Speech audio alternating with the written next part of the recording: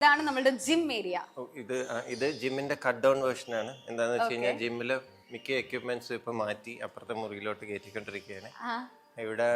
ഇവിടെ ഞാൻ പറഞ്ഞില്ലേ എപ്പോഴും ആള് വന്നും പോയി നിൽക്കുന്നുണ്ട്. അപ്പം മസിലിംഗ് അടിച്ചിങ്ങനെ നിൽക്കണ്ടല്ലോ.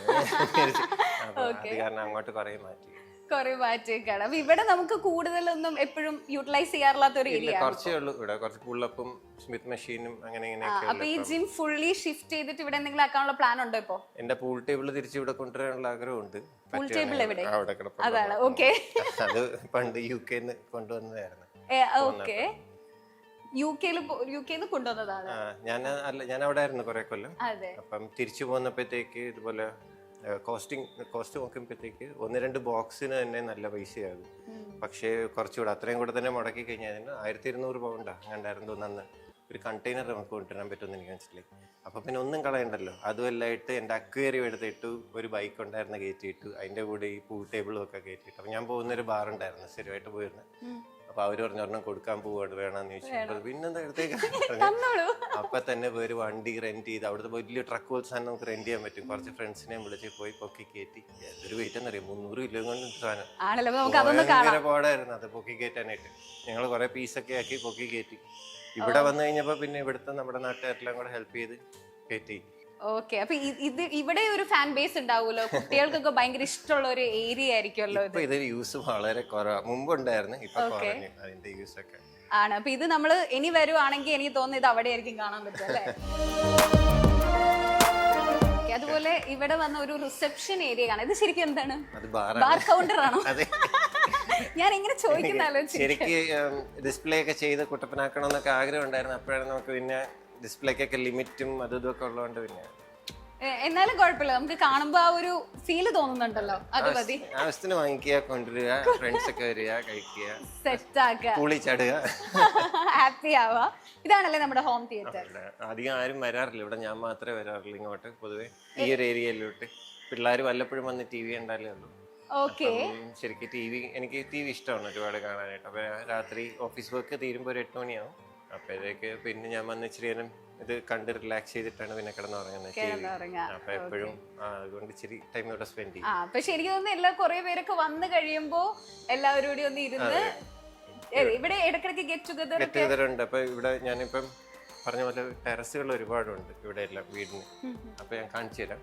അപ്പം ഇവിടെ വെച്ചിട്ടായിരിക്കും എല്ലാവരും കൂടെ മീറ്റ് ചെയ്യുന്നത്. അവിടെ ഡ്രിങ്ക്സ് ഉണ്ടെങ്കിൽ ഡ്രിങ്ക്സ്, പുറത്ത് പോകേണ്ടവർക്ക് അവിടെ പുറത്ത് പോയി നിന്ന് സംസാരിക്കാം. അവിടെ കുറെ ഫുഡ് സെർവ് ചെയ്യാനായിട്ട് വരെ സ്ഥലമൊക്കെ ഉണ്ട്.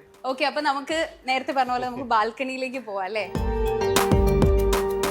പിന്നെ ഇവിടെ വേണ്ടവർക്ക് ഇവിടെ നിൽക്കാൻ, വേണമെങ്കിൽ പുറത്ത് വരേണ്ടവർക്ക് പുറത്ത് വരാം. ഓ, ഇവിടെ ഇതും വുഡൻ ആയിട്ടുള്ള, ഇതിപ്പോ വാങ്ങിച്ചിട്ടുള്ളതാണ്. ഇത് ശരിക്കും ഏത് ഉച്ചക്കാണെ പോലും ഇവിടെ വെയിലടിക്കുന്ന പ്രശ്നമേ ഇല്ല. ഇനിയൊന്ന് അകത്തേക്കാളും പുറത്ത് വരുമ്പോ ഇച്ചിരി തണുപ്പുണ്ട്. ഓ, ഇപ്പൊ ഇവിടെ വന്നു കഴിഞ്ഞാൽ ഒരു ചായയൊക്കെ കുടിച്ച് ഇവിടേക്ക് ഇങ്ങനെ ഇരുന്ന് സമാധാനപരമായിട്ടുള്ള ഒരു സ്ഥലം. ഇവിടെ കിളികളൊക്കെ ഇഷ്ടം പോലെ വരും. ഇപ്പൊ നമ്മൾ ഇവിടെ ഇരുന്ന് കഴിഞ്ഞാൽ തന്നെ ഒരുപാട് ടൈപ്പ് കിളികൾ വരുന്നതൊക്കെ കാണാൻ പറ്റും. ഇത് ഒരു ചാമ്പയാണ്, സപ്പോർട്ടയുണ്ട്, മാവാണ് ഇതെല്ലാം. അത് അപ്പൂപ്പൻ വെച്ചൊരു മാവാണ്. അതിന്റെ ഒരു കമ്പ് വെട്ടിയാൽ തന്നെ അച്ഛൻ ഇവിടുന്ന് പണിക്കാരെ പുറത്താക്കും. അത് കാരണം ആരും തൊടത്തില്ല. നമ്മൾ തിരിച്ചു വരികയാണെങ്കിൽ നേരെ നമ്മൾ ഈ ഒരു വ്യൂവിലേക്കാണ് വരുന്നത്. ഇനി നമുക്ക് തിരിച്ചു പോകുമ്പോ ലിഫ്റ്റിൽ പോവാം. ഓക്കെ,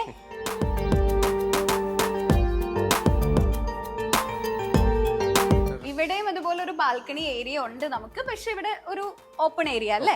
ഇവിടെ ഫുഡ് സെർവ് ചെയ്യുന്നതാണ് സാധാരണ പരിപാടി. ഓക്കെ, എന്തെങ്കിലും പ്രോഗ്രാം നടക്കുമ്പോ ഫുഡ് സെർവ് ചെയ്യാനല്ലേ? ഓക്കെ,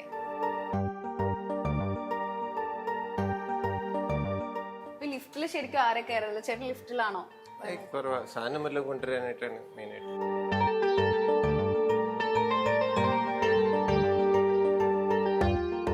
സാധനമൊക്കെ കയറ്റി ഇറക്കുമ്പോഴത്തേക്കാണ് അതിന്റെ യൂസ് ലിഫ്റ്റ് കൂടുതലും. അല്ലെ പിന്നെ പാർട്ടി നടക്കുമ്പോഴത്തേക്ക് പ്രായമായവരുണ്ടെങ്കിൽ അവർക്ക് മോളിൽ വരാൻ പറ്റും. അല്ലെങ്കിൽ അവരിവിടെ വന്ന ഉടനെ താഴത്തെ സോഫയിലിരിക്കും, ബാക്കിയുള്ളവർ മോളിൽ പോകും. ഓക്കെ, അപ്പൊ അവർക്ക് എന്തായാലും മുകളിലേക്ക് വരണമെങ്കിൽ നമുക്ക് ലിഫ്റ്റ് ഉള്ളത് കൊണ്ട് അത് പ്രശ്നമില്ല. അതെ, അപ്പൊ നമ്മളിപ്പോ താഴെ എത്തിയിട്ടുണ്ട്. ഇവിടെ ഒരു ചെറിയൊരു പടി ഉണ്ട്. അതെന്റെ ഒരു ഡിസൈനിൽ പറ്റിയൊരു മണ്ടത്തരമാണ്. ഇത് ഓവർഫ്ലോ ചെയ്യുമ്പോഴത്തേക്ക് നല്ല ഭംഗിയാണ് കാണാനായിട്ട്. അപ്പൊ ഞാൻ വിചാരിച്ച് എന്നാ പിന്നെ ആ സൈഡ് ഇത്തിരി താത്തി കഴിഞ്ഞാൽ ഒരു ഇൻഫിനിറ്റി ലുക്ക് കിട്ടുമല്ലോ എന്നൊക്കെ വിചാരിച്ചിട്ട് ചെയ്തത്. അപ്പൊ മോട്ടറൊക്കെ വെച്ചു. അപ്പൊ അതിന്റെ പമ്പിങ് വന്നപ്പോഴത്തേക്ക് പമ്പ് ചെയ്യുന്നാലും ആ ഇൻഫിനിറ്റി ലുക്ക് ഒന്നും കിട്ടത്തൊന്നുമില്ല, വെറുതെയാ. ഇപ്പൊ ഫുൾ ഫ്ലാറ്റ് ആണെങ്കിൽ കുറെ കൂടെ ഗുണമായിരുന്നു. എന്തെങ്കിലുമൊക്കെ മണ്ടത്തരം പറ്റണമല്ലോ, അല്ലെങ്കിൽ നമുക്ക് അതൊരു സെറ്റ് ആവില്ല. അതെ, ഇപ്പൊ ഇങ്ങനെ നോക്കുമ്പോ ഇതാണ് നമ്മളുടെ കിച്ചൺ ഏരിയ വരുന്നത് അല്ലേ. പിന്നെ ചേട്ടാ ഞാനൊരു കാര്യം പറയട്ടെ, ഇത് ഒരുപാട് പേരുടെ ഡ്രീമാണ്. 53 കൺട്രീസ് ട്രാവൽ ചെയ്തിട്ടുള്ള ഒരാളാണ് ഈ നിൽക്കുന്നത്. ഇത് ഫുൾ, ഇത് എത്ര ഉണ്ട്? ഇത് എല്ലാ കൺട്രീസും അറിയത്തില്ല, ഇതെല്ലാം ഇല്ല. ഞാനിത് 2017 കളക്ഷൻ തുടങ്ങിയത്. ഞാൻ റൗണ്ട് ടേബിൾ എന്ന് പറഞ്ഞ ഒരു ഓർഗനൈസേഷനിൽ മെമ്പർ ആയിരുന്നു. അപ്പോൾ അവർ എസ്റ്റോണിയയിൽ വെച്ചിട്ട് എൻ്റെ വേൾഡ് മീറ്റ് നടത്തിയപ്പോൾ ഞാൻ പോയായിരുന്നു. അത് അണ്ടർ 40 എന്റർപ്രനേഴ്സിൻ്റെ ഒരു ഓർഗനൈസേഷൻ. അപ്പം അങ്ങനെ ചെന്നപ്പോഴത്തേക്ക് അവർ ആദ്യമായിട്ട് എനിക്ക് ഒരെണ്ണം തന്നു 2017. അത് കഴിഞ്ഞിട്ട് ഞാൻ കളക്ട് ചെയ്തതാണ് ഇത്രയും. അപ്പം ഇപ്പോഴത്തെ പിള്ളേരുടെ വിഷ് ലിസ്റ്റിലുള്ള ഒരു സംഭവമാണിത്. മിക്കവാറും പിള്ളേരുടെ കൂടെ ഫാമിലി ആയിട്ട് കൂടുതൽ ട്രാവലും.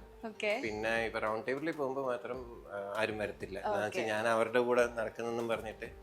പിന്നെ അല്ലെങ്കിൽ ഇപ്പൊ പിള്ളേരും ഇഷ്ടംപോലെ ട്രാവൽ ചെയ്തിട്ടുണ്ട്. അവരിപ്പം 26 കൺട്രീസ് ആയി തോന്നുന്നു പിള്ളേര്. 26 കൺട്രീസ് അല്ലേ, പിള്ളേരായി. അടിപൊളി. ഇപ്പൊ ചേട്ടൻ 53 കൺട്രീസ് ട്രാവൽ ചെയ്തിട്ടില്ലേ, ഇതിൽ ഏറ്റവും ഇഷ്ടമുള്ള, ഐ മീൻ ഇനിയും ഒന്ന് റീവിസിറ്റ് ചെയ്യണമെന്ന് തോന്നിയിട്ടുള്ള ഒരു കൺട്രി ഏതായിരിക്കും? പല രാജ്യം പല കാരണത്തിലുണ്ട്, ശരിക്ക് ഇഷ്ടംപോലെ ഉണ്ട്. അങ്ങനെ ഓരോ ടൈപ്പാണ് ശരിക്കും പറഞ്ഞു കഴിഞ്ഞാൽ. പക്ഷെ ഞാൻ ഞങ്ങളിപ്പം ക്ലബിൽ നിന്നൊക്കെ പോവുകയാണെങ്കിലും ഫാമിലി ആയിട്ട് പോവുകയാണെങ്കിലും എല്ലാവർക്കും കൂടെ പറ്റുന്ന ഒരെണ്ണമുണ്ടെങ്കിൽ ഞാൻ പറയുന്നത് തായ്ലൻഡ് ഭയങ്കര ബ്യൂട്ടിഫുൾ കൺട്രി. ഞാൻ അവിടെ ഡൈവിങ്ങിന് ചെയ്തത്. ഞാൻ ഫാമിലി ആയിട്ട് ഒരുപാട് നാൾ സ്പെൻഡ് ചെയ്തിട്ടുണ്ട് അവിടെ.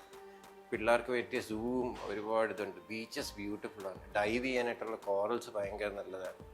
അങ്ങനെ വാട്ടർ സ്പോർട്സ് ഉണ്ട്, ഇഷ്ടംപോലെ ഉണ്ട്. അവിടെ സേഫ്റ്റി ഭയങ്കര. ഞാൻ അവിടെ പിള്ളേരുമായിട്ട് വൈഫുമായിട്ട് 2 മണിക്ക് വാക്കിംഗ് സ്ട്രീറ്റിൽ കൂടെ പോയിട്ടുണ്ട്.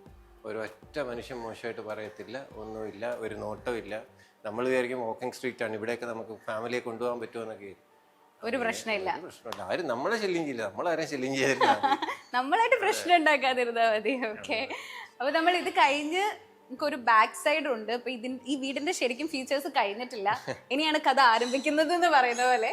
ഇതാണ് നമ്മളുടെ ബാക്ക് സൈഡ് വരുന്നത്. ഇപ്പൊ ഈ ഡോർ ആണെങ്കിലും നമ്മൾ ഓവൽ ഷേപ്പിൽ തന്നെ മിറർ കൊടുത്തിട്ടുണ്ട്. അതെ,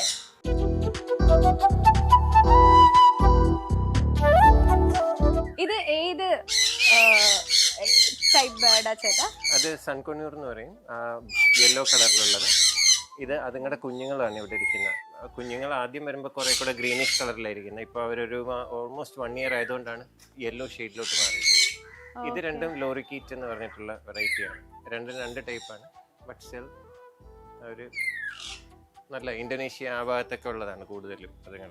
ആണ്, നല്ല സ്പേഷ്യസ് ആണ്. ഇതിന്റെ അകത്ത് ഇവർക്ക് ഭയങ്കരമായിട്ട് എന്താ പറയാ, എല്ലാവർക്കും കൂടിയാണെങ്കിലും വലിയ സ്പേഷ്യസ് ആയിട്ടുള്ള ഒരു ഏരിയ ആണ് സെറ്റ് ആക്കിയിരിക്കുന്നത്. ഇത് എത്ര നാളായി ഇത് ചെയ്തിട്ട്?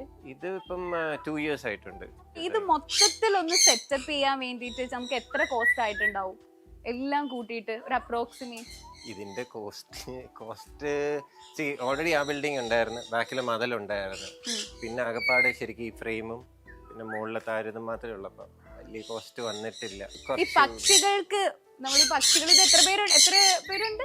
ഇത് 4 ഉള്ളു വാങ്ങിച്ചത്, ബാക്കി കുഞ്ഞുങ്ങൾ ഇവിടെ ഉണ്ടായതാണ്. ഇതിനൊക്കെ ഏതാണ്ട് ഒരു 40,000 ഒരു പേരിന് 45 ആണെന്ന് തോന്നുന്നു ഇതിന്റെ ഒരു പേര്. മറ്റേത് ഏതാണ്ട് 12,000 13,000 ഒക്കെ ആയിരുന്നു അന്നെന്ന് തോന്നുന്നു. ഇപ്പം അതിനേക്കാൾ കുറവാന്ന് തോന്നുന്നു. ഇഷ്ടംപോലെ അവൈലബിൾ ആയതുകൊണ്ട് വില കുറഞ്ഞിട്ടുണ്ട്.